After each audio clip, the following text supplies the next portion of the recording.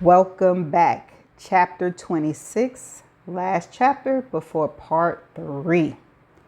Pixie. Gertrude turned away from the window with a magnificent view and toward the little boy. This Payne house, completed only 4 years ago, was altogether different from the museum quality Payne house of yesteryear.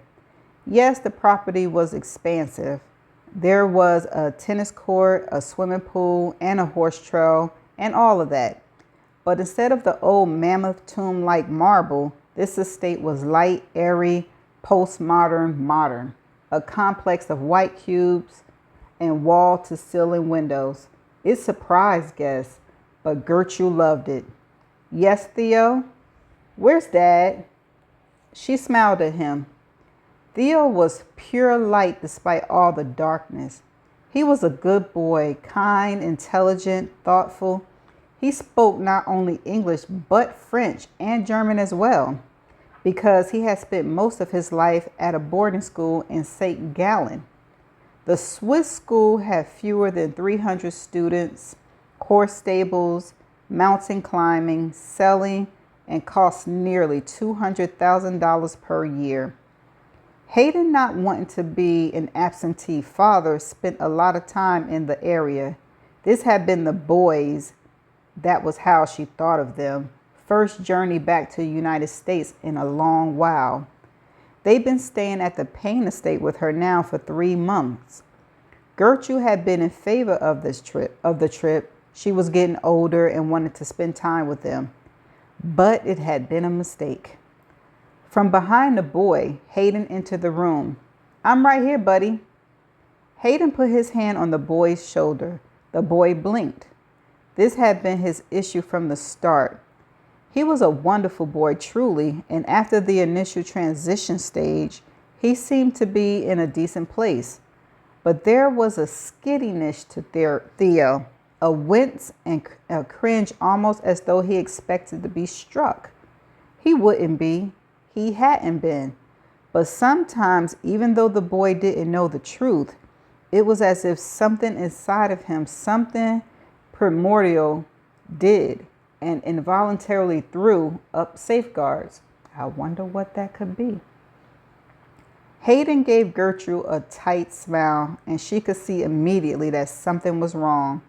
She summoned Stefano, who would lead Theo outside to play. Stefano closed the door behind them, giving grandmother and grandson some privacy, though Stefano was privy to all the family skullduggeries. "What is it, Hayden?" she asked. "He assaulted a police officer."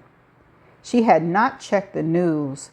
While Gertrude understood technology and the completely connected world, she believed that the secrets to longevity was a mix of routine and new experiences.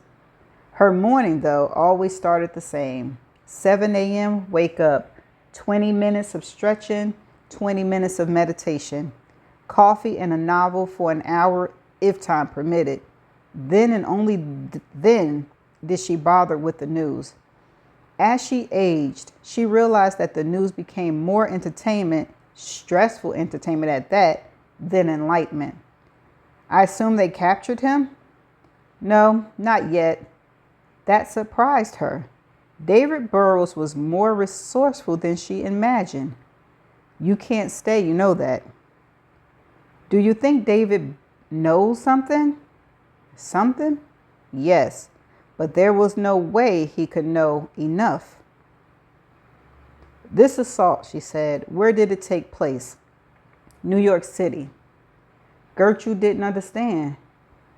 "Do they know why he was there?" "The rumors are he was seeking revenge on a witness." "Any idea which one?" "Almost all the witnesses were local experts." "Except one," Gertrude said. "That woman who lied about seeing him with a baseball bat." Hayden nodded slowly. "Could be." That had puzzled her, of course. They'd known the woman was lying. They had no idea why. I'm tired of hiding him, Pixie." "I know, Hayden." "He has Payne blood coursing through his vein." Matthew's a pain? I know that too. We even ran the test. He's my son. What? Your great grandson. He's a pain man after all. She almost smiled at that. A pain man, like that was a good thing. The damage those men had done, surprise pregnancies, blackmail, extortion, even murder, all covered up with the mighty dollar. Back in the day, Gertrude hadn't been surprised in the least by the Kennedy incident. She had only been surprised that it hadn't been covered up before word leaked out. That sort of thing happened a lot. The rich pay off the family. That's the carrot. But the rich use the stick too. Sure, you could try to stand up for the loved one who'd been knocked up or injured or killed, but it will only make it all much worse in the end. You'll never get justice. The rich will deny and obfuscate and bribe and pressure and bankrupt and sue and threaten. And if none of that worked, and that almost always worked, you'll be made to disappear. Or maybe you have other children who will suffer. Something, anything. So when you wonder how a family can seemingly take money in exchange for something like the death of a daughter, it isn't because they are greedy or immoral.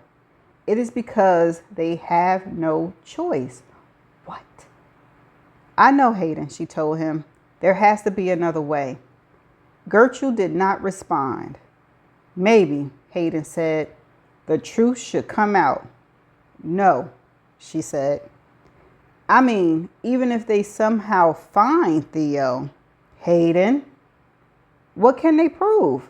Hayden, stop. Her tone silenced him more than her words. We will make arrangements for you both to leave this afternoon, she said, ending the conversation. In the meantime, I don't want that boy to leave the estate. That's the end of chapter 26. I got questions. I got questions. Hold up. So let's hypothetically say this is Matthew, right? They renamed him Theo, sent him to boarding school. Theo got this issue where he feel like he gonna be struck all the time. The man said he did a test, and that's his son. Did Cheryl have an affair? Or did she go to the sperm bank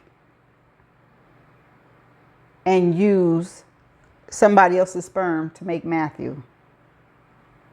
And what do they mean the family had no choice? Is it kidnap to kidnap? I don't know.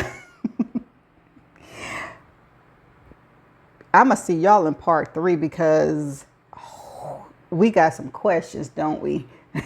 Bye.